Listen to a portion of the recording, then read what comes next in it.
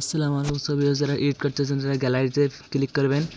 গ্যালারিতে ক্লিক করার পরে কিছুক্ষণ ওয়েটিং নেওয়ার পরে শো করবে, ছবি শো করবে। এর একটা পিক যাচাই করবেন, যেই পিকটা তোমাকে দেওয়া হবে সে কোম্পানি থেকে। এই পিকটা সিলেক্ট করে এডিট অপশানে ক্লিক করবেন। এই যে দেখাইতেছে মার্ক করে, এই যে নিচে এডিট অপশানটি আছে, এখানে ক্লিক করবেন। এডিট এখানে ক্লিক করার পরে তোমাকে এডিটিং অপশনে নিয়ে যাবে। তারপর টেক্সটে যাবেন, টেক্সটে যায় কোড এবং কোডটি দিবেন 8374।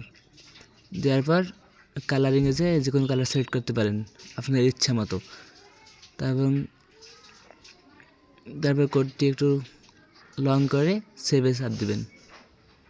উপরে সেভ চিহ্ন আছে সবুজ কালার।